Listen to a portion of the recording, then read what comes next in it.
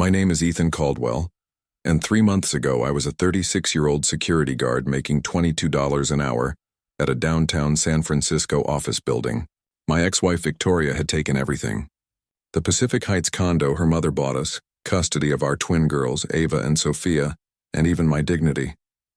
The night that changed everything started like any other shift until an elderly man collapsed right in front of my desk, grabbed my uniform with surprising strength, and gasped words that would flip my entire world upside down. Let me paint you the exact picture of where I was that November night.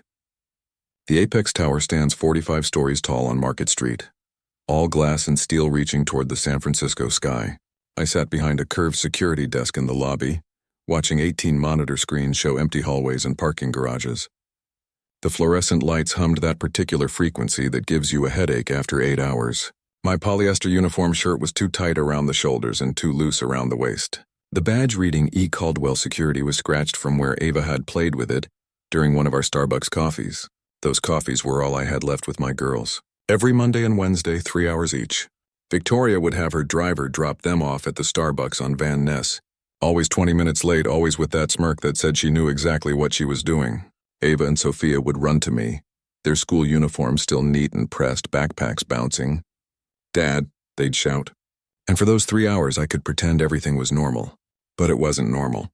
Months earlier, I'd been living in a 5-bedroom house overlooking the bay, driving a BMW that Victoria's mother had leased for us, working as an accounts manager at a firm in the financial district, not rich by San Francisco standards but comfortable, respectable.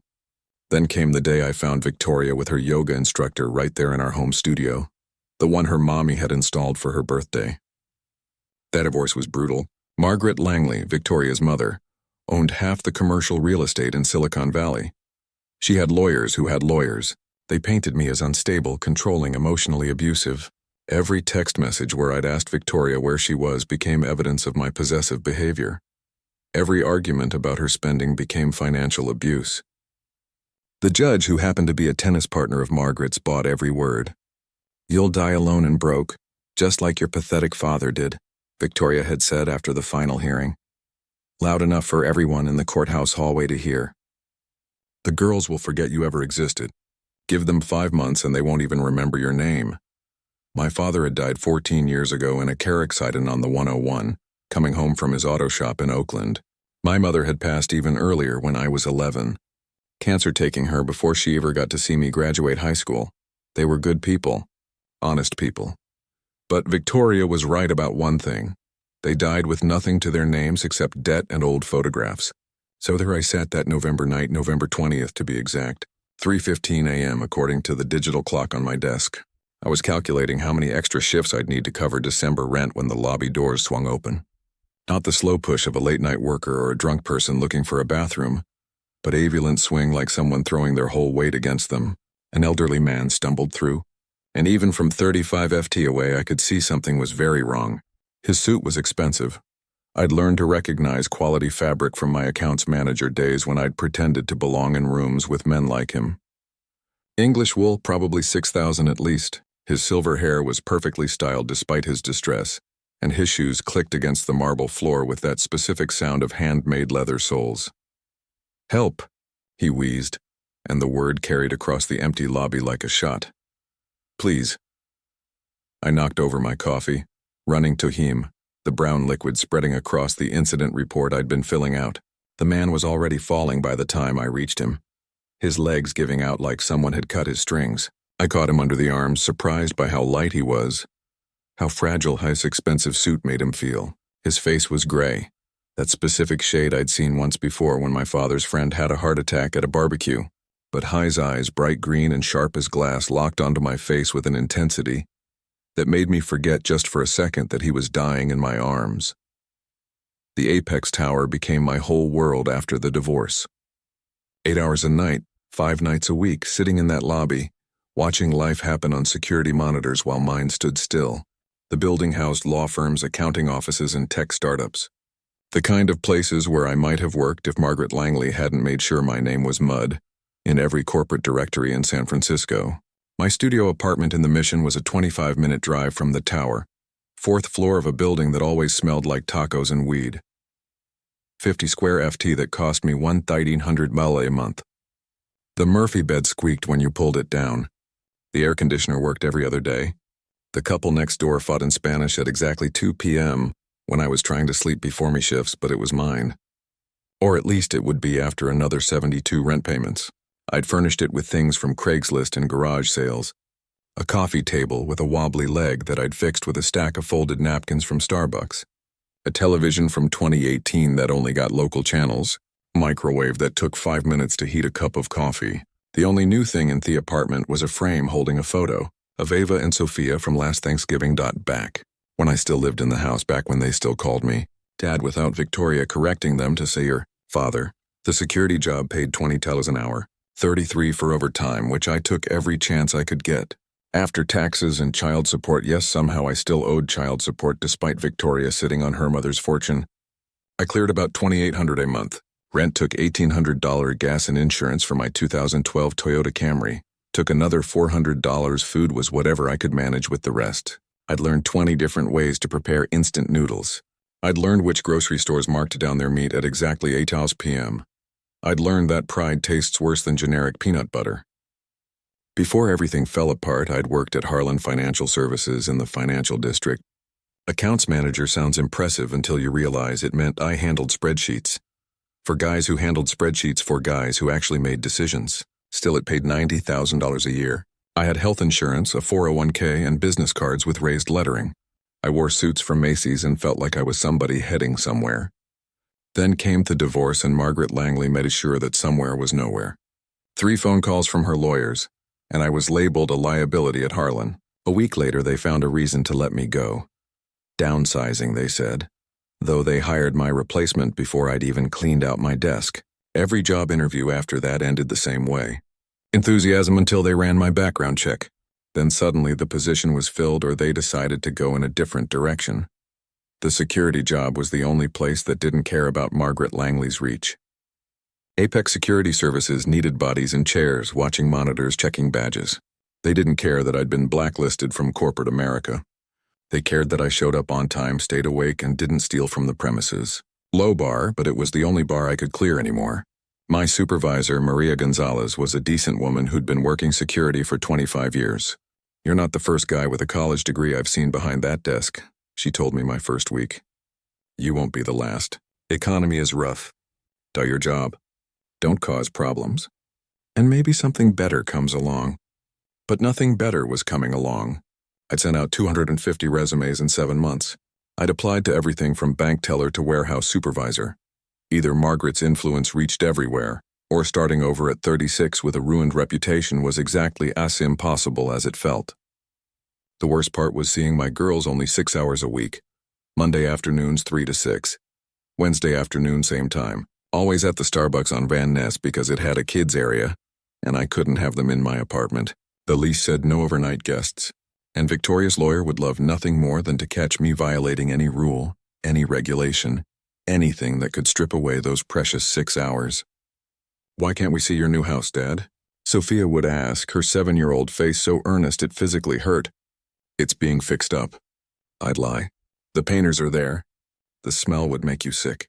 Mom says you live in a bad place, Ava would add, not meaning to twist the knife but doing it anyway. She says that's why we can't visit. She wasn't entirely wrong. The mission wasn't Pacific Heights, but it wasn't the neighborhood that kept my girls away. It was the court order drafted by Victoria's legal team and rubber stamped by Judge Bennett, Margaret's tennis partner, that said I couldn't have overnight visits until I could provide suitable accommodations for the children. Suitable meaning what? A house like the one they'd stolen from? A life I couldn't afford on 22s an hour. This was my life 3 months ago. A ghost haunting a security desk. A father reduced to 6 hours a week. A man whose ex-wife's prediction seemed to be coming true. One minimum payment at a time. I was alone except for those Starbucks coffees. I was broke except for the 23 in my wallet until payday. And according to everyone who mattered, this was exactly what I deserved. November 20th, 3:15 a.m. I'd been staring at the same paragraph in a paperback thriller for 25 minutes. Reading the words but not processing them. The coffee in my thermos had gone cold 4 hours ago. Outside, San Francisco slept in that strange way it does. Never quite silent, but holding its breath between the late-night party crowd and the early morning commuters. The lobby doors exploded open with such force they bounced off the rubber stops and swung back. An elderly man stumbled through, his body moving like it was fighting against itself. One hand pressed to his chest, the other reaching for anything solid to hold onto. "Help!" he wheezed, and the word carried across the marble floor like a scream. "Please." I knocked over my coffee, running to him, the brown liquid spreading across the incident report I'd been filling out about a false fire alarm on the 8th floor. The man was already falling by the time I reached him, his legs folding underneath him. I caught him under the arms, surprised by how light he was despite his height, maybe 6 feet when he stood straight. His suit was immaculate even in crisis, navy wool that probably cost more than I made in 2 months. His silver hair stayed perfectly styled even as sweat beaded on his forehead, but his face had that grayish tinge I'd seen once before when my father's friend had a heart attack at a Memorial Day barbecue. "I've got you," I said, lowering him carefully to the floor. My hands shook as I pulled out my phone and dialed 911. "Sir, stay with me. Help's coming." His eyes locked onto my face with an intensity that seemed impossible for someone in cardiac distress. They were the brightest green I'd ever seen, like looking at the forest through glass. He studied my features like he was trying to memorize them, or maybe trying to remember something he'd forgotten. "What's your name, sir?" I asked, trying to keep him conscious while the phone rang. "Can you tell me your name?" "Edward," he gasped, his manicured fingers gripping my polyester sleeve. "Edward Beaumont." "Okay, Edward, I'm Ethan. Help is coming. Just keep breathing for me." The 911 operator came on the line and I rattled off the address, the symptoms, everything I could see. Edward's breathing was shallow but steady. His pulse raced under my fingers when I checked his wrist, but his eyes never left my face. And there was something in his expression beyond the fear of dying. Recognition maybe, or shock, or both. "My God," he whispered, and for a moment his voice was clear, cutting through the pain. "You look exactly like her." "Like who?" I asked, but he was struggling to speak again. "What's your name, son?" "Your full name." "Ethan Caldwell," I said, confused why this mattered when he should be saving his breath. "Your mother?" he gasped, his grip tightening on my sleeve with surprising strength. "What was her maiden name?" The question was so unexpected I almost didn't answer. "Harris. Elizabeth Harris, but she went by Elizabeth Jenkins after marrying my dad." "Why are you asking me this?" Tears appeared in Edward's eyes, rolling down his temples as he lay on the cold marble. His mouth opened and closed like he was trying to force out words that wouldn't come. Finally, he managed to speak. Each word a massive effort. "Elizabeth Harris was my daughter," he said, and the words hit me like a physical blow. "I lost her 25 years ago, and I've been searching for her family ever since." "That's impossible," I said, my mind reeling. "My mother's parents died before I was born. She told me they died in a car accident." "No," Edward whispered urgently, his eyes wide with desperation. "I'm alive. I'm here. Ethan, I'm your—" The paramedics burst through the doors, their equipment clattering against the marble. 2 of them, moving with practice efficiency, pulled Edward away from me and onto a gurney. One of them, a young man with his hair in a tight ponytail, started calling out vital signs while the other prepared an IV. "Wait," I shouted as they started wheeling him toward the door. "What were you trying to say, Edward?" But he'd lost consciousness, his head rolling to the side as they pushed the gurney. The male paramedic looked back at me. "You know him?" "No, he just came in like this." "Where are you taking him?" "UCSF Medical Center. Are you family?" "No," I said, though the word felt wrong somehow. "I'm just the security guard." They disappeared through the doors, leaving me standing in the lobby with Edward's words echoing in my head. "Elizabeth Harris was my daughter." The marble floor was wet with my spilled coffee. My hands had blood on them from where Edward had gripped too tight, his nails breaking skin through my cheap uniform shirt. I walked back to my desk in a daze and called Maria to report the incident. Then I sat there staring at the monitors but seeing nothing. My mother had told me her parents died before I was born. She'd said they were killed by a drunk driver on New Year's Eve. Both of them together, instant and final. She'd cried when she told me, and I'd never questioned it because why would a mother lie about something like that? But Edward Beaumont knew her maiden name. He'd said she was his daughter.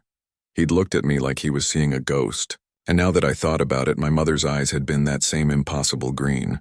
I tried calling UCSF at 5 Boss AM, then again at 6 and again at 7 Boss. Each time they told me the same thing. They couldn't release patient information to non-family members.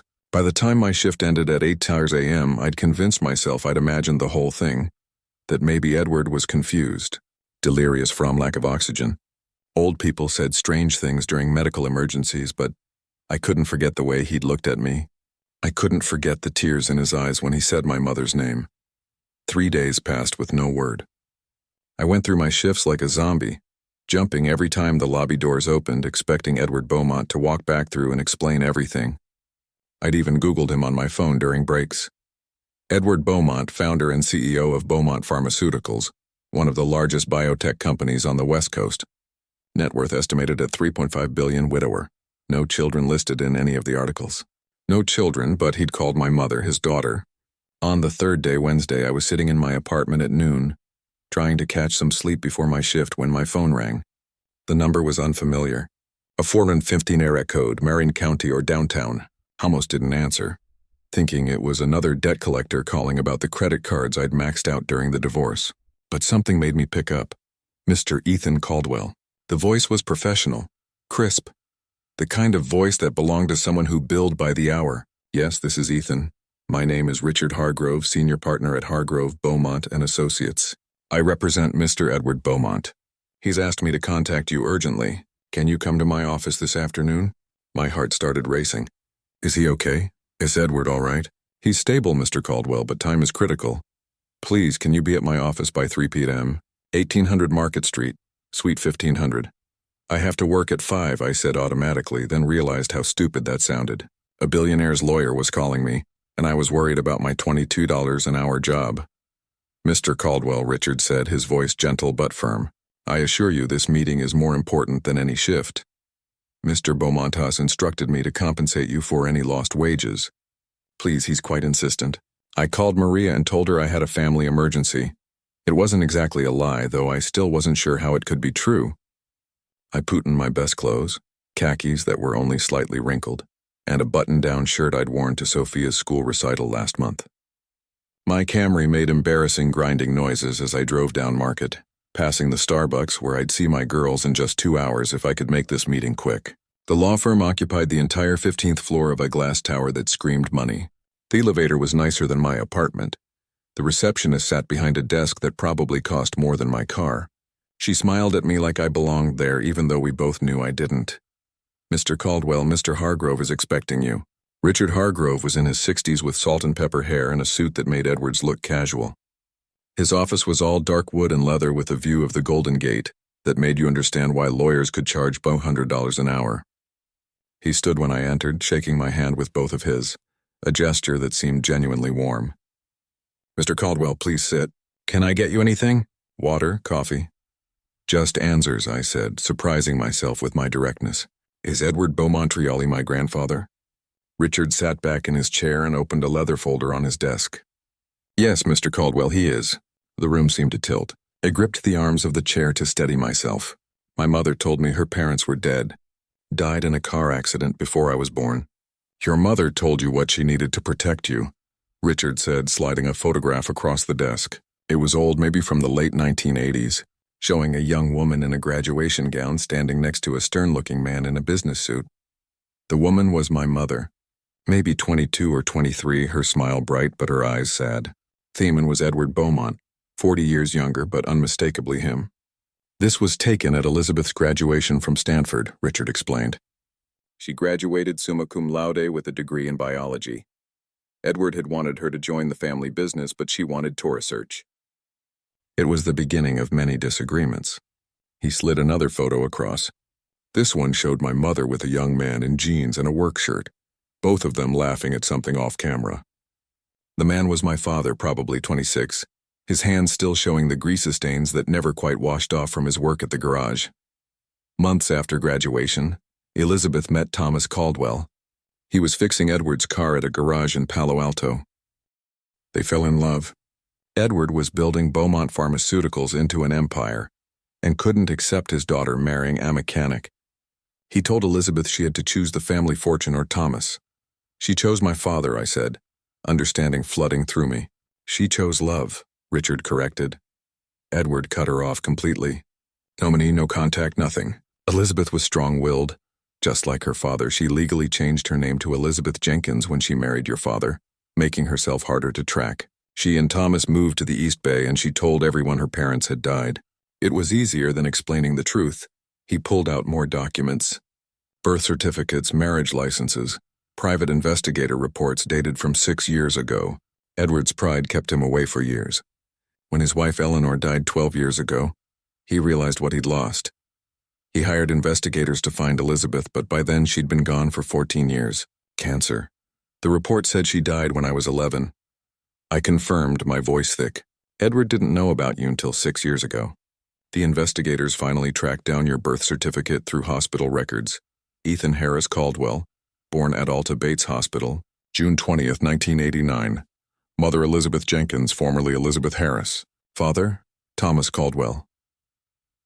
Richard leaned forward, his expression serious. Mr. Caldwell, Edward has been watching you for 6 years, building up the courage to approach you. He owns the Apex Tower. He bought it 4 years ago when he learned you worked there. He bought a 45-story building because I worked there. He's worth $3.5 billion, Mr. Caldwell. He would have bought the whole block if necessary. Your handsomely living family. I thought about the nights I'd sat in that lobby feeling worthless while my grandfather owned the entire building. The irony was so sharp it almost made me laugh. Why now? Why did he finally approach me? He didn't plan to that night. He'd been coming to the building occasionally, walking through the lobby trying to find the right words. But when the heart attack hit, all he could think about was that he might die without you knowing the truth. His heart is failing, Mr. Caldwell. The doctors give him 5 months at most. He wants to make things right while he still can.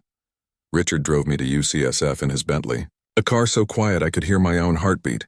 The hospital's cardiac unit was on the 8th floor. All pristine white walls and the sound of machines keeping people alive. Private room 815 had a view of the bay, and probably cost more per night than I made in a month. Edward lay propped up in bed, looking smaller than he had that night in the lobby, but his eyes were alert, sharp, alive with something that looked like hope. When I walked in, those green eyes filled with tears immediately. You have her eyes, he whispered. Elizabeth's eyes, the same shape, the same way they narrow when you're thinking. I sat in the chair next to his bed, not sure what to say to this stranger who claimed to be my grandfather, this billionaire who'd bought a building just to be near me. The silence stretched between us until Edward reached for a leather album on his bedside table, his hand shaking slightly. I brought this from home, he said, opening it to reveal dozens of photographs. Your mother at 4 learning to ride a bike in our garden in Hillsboro. At 15 winning the state science fair with a project on genetics. At 19 giving the valedictorian speech at her high school graduation. Each photo showed a girl, then a young woman who looked so much like the mother I remembered that it took my breath away. But these weren't the casual snapshots I had from my childhood. These were professional portraits, vacation photos from places I'd only seen in magazines. Images of a life of privilege I never knew my mother had lived. She gave all of this up for me, Father?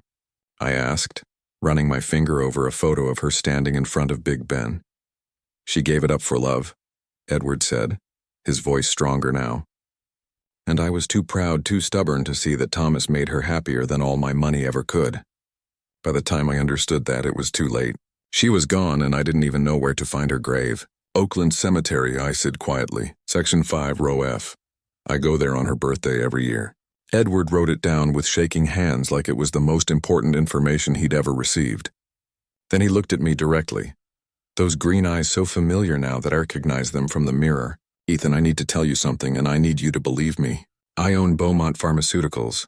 It's worth $3.5 billion. I have homes in Hillsboro, Vale, and Nantucket. I have a private jet, a yacht, and an art collection worth more than most museums. And all of it, every single penny, means nothing compared to the family I threw away. He reached for another document on his bedside table, his lawyer's letterhead visible at the top. This is my will, updated 4 days ago. Everything goes to you. The company, the properties, the foundation, all of it. You are my only heir, Ethan, my only family. I stared at the document, the numbers so impossible, they might as well have been written in another language.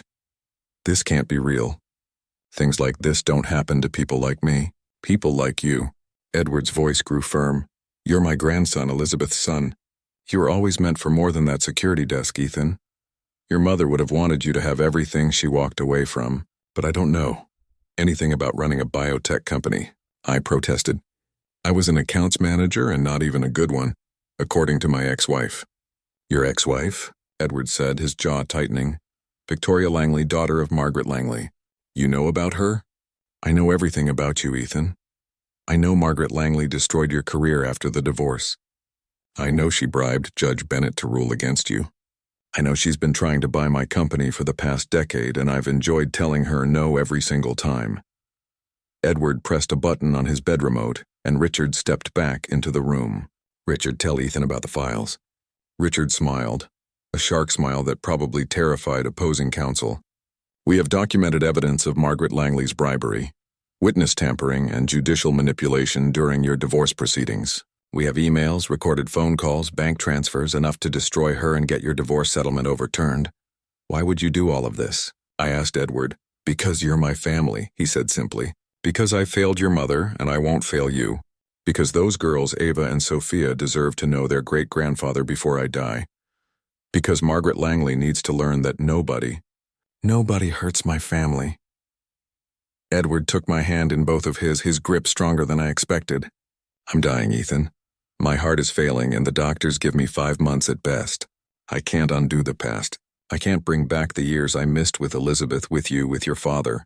But I can make sure you never struggle again. I can make sure those girls grow up knowing they come from strength. From success, from a family that might break apart, but always finds its way back together. This morning, you were a security guard that Victoria said would die alone and broke, Edward continued. Tonight, you're the heir to one of the largest biotech companies in America. Tomorrow, we start the process of getting your girls back full-time. And next week, Margaret Langley learns what happens when she targets a Beaumont. I looked at this dying man, this grandfather I'd never known existed, and saw my mother's determination in his eyes. What did Mom call you when she was little? Edward's composure finally cracked completely. Grandpa Eddie. She called me Grandpa Eddie. Grandpa Eddie, I repeated, testing the words. I want you to meet Ava and Sophia. They have Mom's eyes, too. I would like nothing more, he said, squeezing my hand. We have 5 months, Ethan. Let's make them count. Weeks later, I stood in a Marin County law office that smelled like leather and old money. Victoria sat across from me, her perfectly manicured nails tapping against the glass conference table. Her mother, Margaret, sat beside her, her face already red with rage before the meeting even started. Their lawyer, a man who destroyed me in court 7 months ago, now looked like he wanted to be anywhere else in the world. Richard Hargrove read from the documents in front of him, with the calm precision of someone holding a royal flush. Full joint custody of Ava and Sophia Caldwell, immediate restoration of all parental rights, elimination of alimony based on dramatically changed financial circumstances, and immediate access to family residential properties for visitation purposes. This is insane, Victoria snapped, her voice shrill. He's a security guard. He lives in a studio apartment in the Mission. Actually, I said, keeping my voice steady. As of yesterday, I'm the CEO of Beaumont Pharmaceuticals. The board voted unanimously after Edward's recommendation, and I've moved into the Hillsborough estate. 15 bedrooms, tennis court, pool. The girls will have plenty of space. Margaret Langley's face went from red to purple. Beaumont Pharmaceuticals. Edward Beaumont is your grandfather. The same Edward Beaumont you've been harassing with buyout offers for 12 years? I asked. Yes, that's my grandfather. He sends his regards, by the way. He also wanted me to mention that the FBI will be contacting you about those bribes to Judge Bennett. Apparently, federal prosecutors take judicial corruption very seriously. Victoria's perfectly composed face crumbled. Ethan, wait. We can work this out. The girls need stability. They need their mother. They need both their parents, I corrected, which is why I'm not seeking full custody, just equal a 50-50. They deserve to have their father in their lives despite what you tried to do. That evening, I picked up Ava and Sophia from Victoria's house in a new Tesla Model X. Edward had insisted, saying the Camry had served its purpose. But it was time to move forward. The girls ran to the car, their faces bright with excitement. Dad, is this yours? Sophia asked, running her hand along the smooth hood. It is, buddy. Want to see something even cooler? I drove them to Edward's estate in Hillsborough, the house he'd built 45 years ago when my mother was just a baby. As we pulled through the gates, both girls pressed their faces against the windows. Are we visiting someone important? Ava asked. We're visiting family, I said. Edward waited in the living room, sitting in his wheelchair but wearing his best suit. He'd had his hair cut that morning and looked younger than he had in the hospital. When the girls walked in, his face lit up like Christmas morning. "Ava Sophia," I said, kneeling between them. "This is my grandfather, which makes him your great-grandfather. You can call him Grandpa Eddie." "We have a great-grandfather?" Sophia whispered, awe in her voice. "You do," Edward said, his voice thick with emotion. "And I have been waiting my whole life to meet you both." He handed each girl a wrapped gift. Inside were photo albums carefully assembled over the past 4 weeks. Pictures of Elizabeth as a child, as a young woman, as a new researcher, pictures I'd never seen. Stories I'd never heard. "This is your grandmother." "Elizabeth," Edward explained, pointing to a photo of my mother holding a baby. "That's your dad when he was born.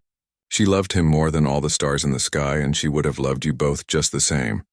Over the next months, Edward became the grandfather my girls had never had. He went to every one of Ava's soccer games, sitting in a custom wheelchair he'd had painted in the team colors. He attended all of Sophia's school plays, always in the front row, always with flowers. He taught them about business at the dinner table, about science in his lab, about kindness by example. Margaret Langley's empire crumbled under federal investigation. She was indicted on 20 counts of bribery and corruption. Victoria, suddenly humbled, became cooperative about custody, even apologizing one day when she dropped off the girls. "I was wrong," she said quietly, "about everything." Edward lived for 6 more months, 1 month longer than the doctors predicted. "Pure stubbornness," he told me near the end. "A Beaumont family trait." The night before he died, he called me to his bedside. "Ethan, I need you to know something. That night in the lobby when I collapsed, I wasn't scared of dying. I was scared of dying without you knowing who you were. You were never just a security guard. You were never alone. You were always a Beaumont, always loved even when you didn't know it." At his funeral, hundreds of people came to pay their respects. Business leaders, politicians, celebrities. But in the front row sat 2 7-year-old girls who knew him simply as Grandpa Eddie, the great-grandfather who never missed a soccer game. Victoria had once told me I'd die alone and broke. She was wrong on both counts, but more importantly, she was wrong about what mattered. The money, the houses, the company, none of that was Edward's real gift to me. His real gift was showing me that family isn't about perfection or pride. It's about showing up even when it's decades too late. It's about choosing forgiveness over fury. It's about grabbing someone's arm in a dark lobby and refusing to let go until the truth comes out. I still work security in a way. Now I guard Edward's legacy, his company's mission to make medicine affordable, and most importantly, the childhood of 2 girls who will never doubt their worth. They know they come from a long line of people who made mistakes but kept trying, who lost everything but found their way back, who learned that love is worth more than any fortune. Sometimes the best inheritance isn't money. Sometimes it's proof that you were always worthy of being found. If this story touched your heart, if it reminded you that it's never too late for family to find its way back together, please take a moment to like this video and share it with someone who needs to hear it. Leave a comment below about your own family reconnection stories or the moments that changed everything for you. And don't forget to subscribe to our channel for more incredible true stories that prove life's most powerful moments often come when we least expect them. Thank you for watching, and remember, you're never as alone as you think you